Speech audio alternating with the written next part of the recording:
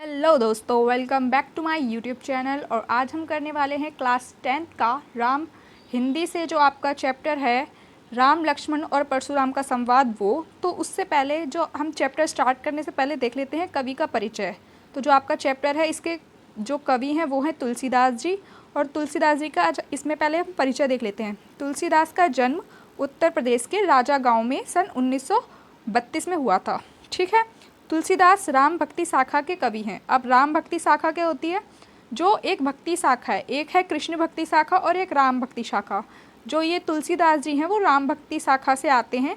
ये राम के बारे में ज़्यादा लिखते हैं और इनकी जो सबसे ज़्यादा प्रचलित है वो है इनकी रामचरितमानस, जो कि सभी को आपको पता ही होगी। तुलसीदास की लोकप्रिय रचनाएँ क्या हैं? रामचरितमानस, गीतावली, कवितावली, दोहावली, कृष्ण गीतावली और विनय पत्रिका। ये इनकी प्रमुख रचनाएं हैं। और तुलसीदास की साहित्यिक भाषा अवधी और ब्रज है। ठीक है। चलिए अब देखते हैं नेक्स्ट परिचय क्या है। अब देखते हैं हम जो चैप्टर पढ़ने वाले हैं, जो हम पढ़ने वाले हैं पंक्तियाँ, उनका परिचय क्या है।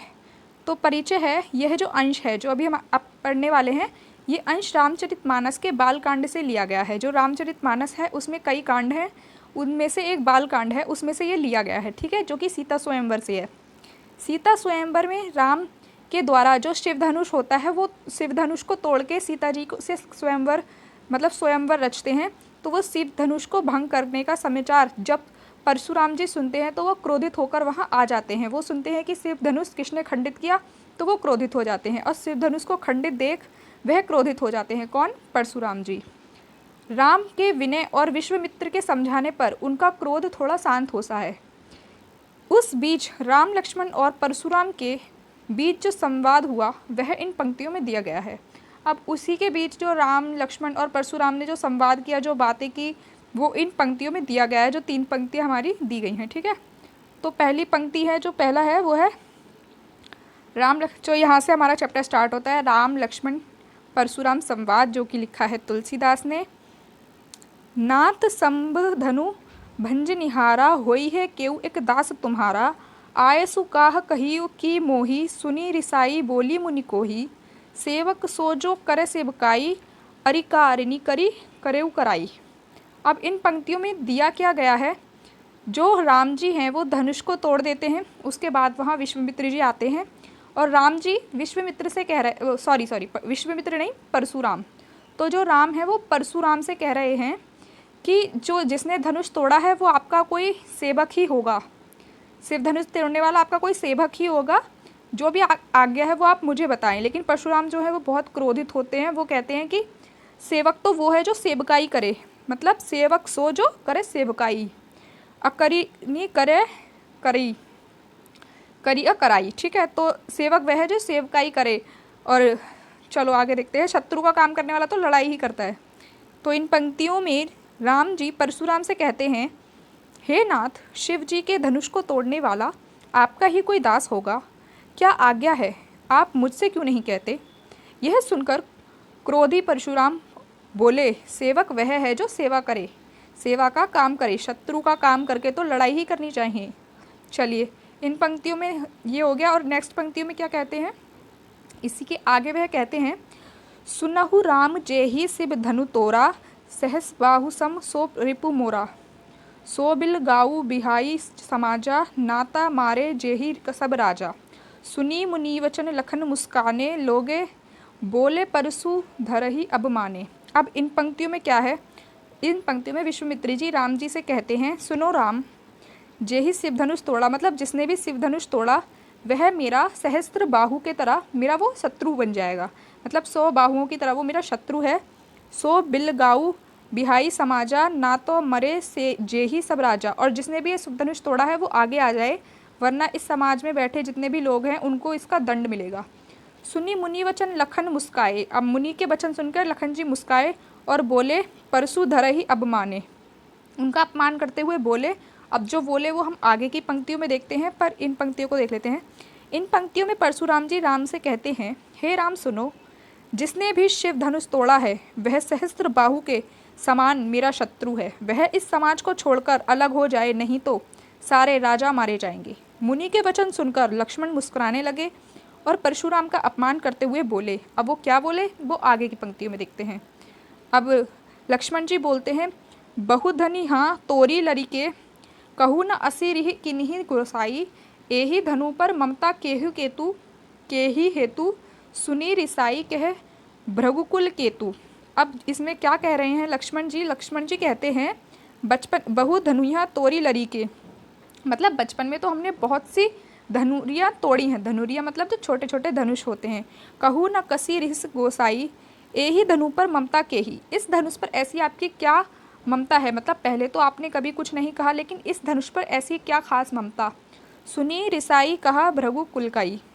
अब इसमें क्या देखे, परशुराम का अपमान करते हुए बोले। कौन बोले? लक्ष्मण जी। गोसाई, लड़कपन में हमने बहुत सी धनुरियाँ तोड़ी हैं। धनुरिया मतलब छोटे छोटे धनुष, किंतु आपने ऐसा क्रोध पहले तो कभी नहीं किया।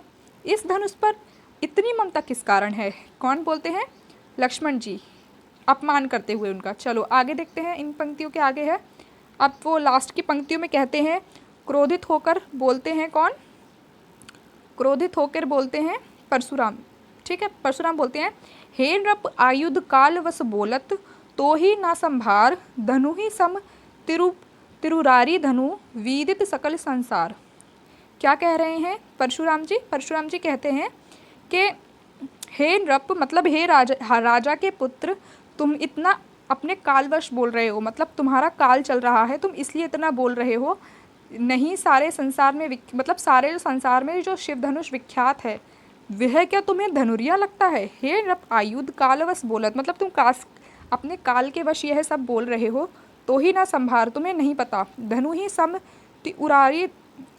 त्रिपुरारी धनु, मतलब तुम्हें क्या यह है वो क्या लगता है? शिव धनुष, जो सारे संसार में विख्यात शिव धनुष है, वो तुम्हें धनुरिया लगता है।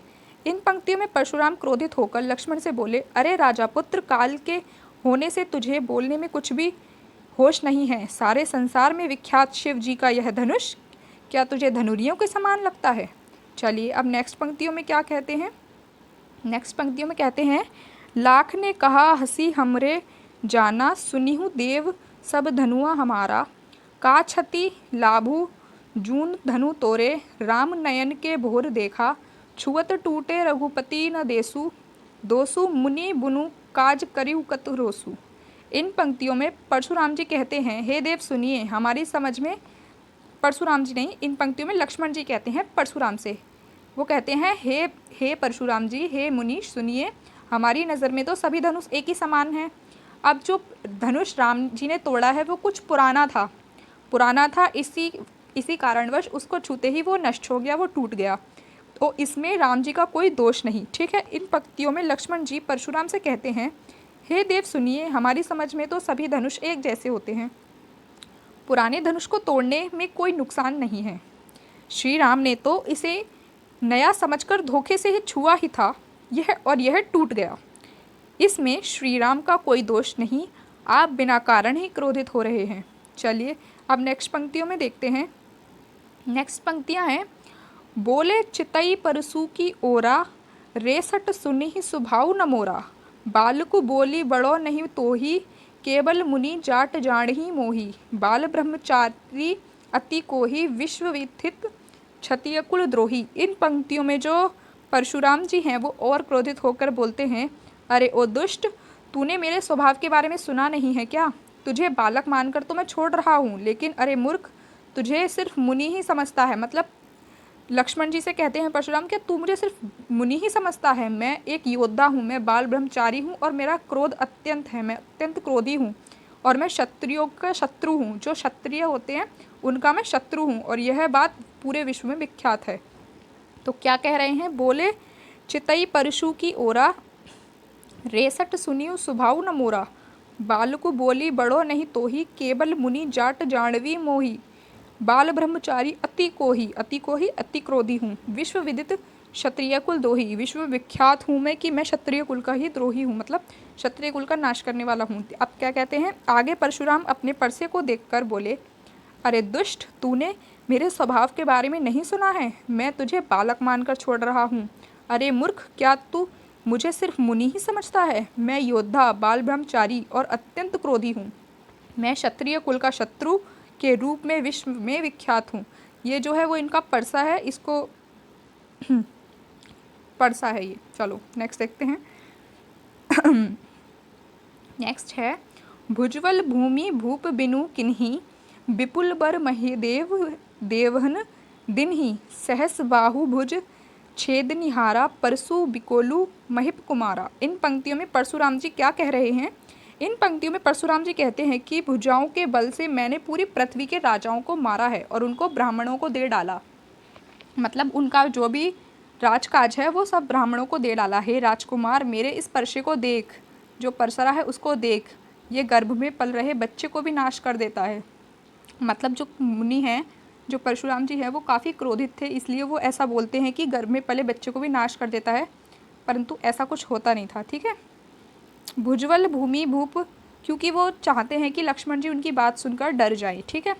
भुजबल, ये तो पढ़ लिया हमने। इन पंक्तियों में परशुराम जी कहते हैं अपनी भुजाओं के बल से मैंने पृथ्वी के राजाओं को मारा है और ब्राह्मणों को उनको दे डाला है। हे राजकुमार, मेरे इस परसे को देख, ये गर्भ में पल रहे बच्चे का भी नाश कर देता है। ठीक है। इन पंक्तियों में क्या, चलिए नेक्स्ट देखते हैं। नेक्स्ट है मात्र पिते ही जनी सोचवश करसी, महिष किरशोर गर्भस्य के अर्भक, दलन परिशु मोर अति घोर। मतलब अरे राजा के बालक, तू अपने माता पिता की सोच के वश ये ना कर, मेरा फरसा बड़ा भयानक है, यह गर्भ के बच्चे को भी नाश करने वाला है। मतलब ये जो पंक्तियाँ हैं ना, नाश करने वाला, ये दोबारा से रिपीट हो गई है, लेकिन इन पंक्तियों को मत जोड़ो, पूरी पंक्तियों को मिला के देखोगे तो उसी का अर्थ निकलता है। ठीक है। चलिए नेक्स्ट देखते हैं। नेक्स्ट है, तीसरी पंक्ति आती है यहाँ से हमारी।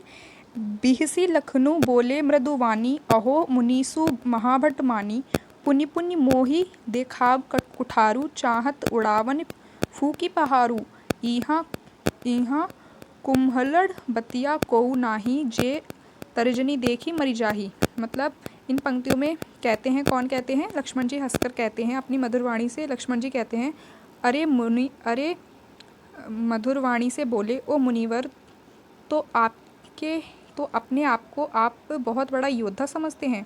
मतलब बिहसी लखनी मृदुवाणी से कहते हैं, ओह मुनिवर भट्टाबन मानी, मतलब अपने आप को बहुत बड़े योद्धा समझते हो। बार बार मुझे कुल्हाड़ी दिखाते हो। पुनि पुनि मोही दिखाव कुठारू, मतलब कुल्हाड़ी दिखाते हो, फूंक से पहाड़ उड़ाना चाहते हो। चाहत उड़ावन फीकू पहाड़ी, तो ये मैं आपको बता दूं कि यहाँ कोई कच्चा फल नहीं है जो तर्जनी उंगली देखकर ही मर जावे। तो यहाँ कुल्हड़ी बतिया को नाही, जे तर्जनी देखी मरी जाही। ठीक है। चलिए नेक्स्ट पंक्तियाँ देखते हैं। नेक्स्ट है, देखी कुठारू सरासन बाना, मैं कछु कहा सहित अभिमाना, भृगुसुत समुझी जनेऊ बिलोकी, जो कछु कहेऊ सहो रिस रोकी, सुरमही सुरहरि जन अरूर गाई, हमरे कुल इह पर ना सुराई। मतलब आपके धनुष बाण को देखकर ही मैंने कुछ अभिमान से कह दिया। मतलब देखी कुठार सरासर बाना, मैं कछु कहित सहित अभिमाना, मतलब आपके धनुष को देख के मैंने कुछ अभिमान करके जो कहा है। आपको ज्ञानोपरी देखकर आप जो कुछ कहते हैं उसे क्रोध को रोककर सह रहा हूँ। भृगुवती समुझी जनेऊ बिलोकी, जो कछु कहेऊ सहो सिक रोकी, मतलब जो कुछ कह रहे हो वो सह रहा हूँ, क्योंकि हमारे यहाँ देवता, ब्राह्मण, भगवान व भक्तों और गाय पर वीरता नहीं दिखाई जाती। सुरी मही सुर जनाहा, हमारे कुल इहना सुराई। ठीक है। चलिए नेक्स्ट देखते हैं।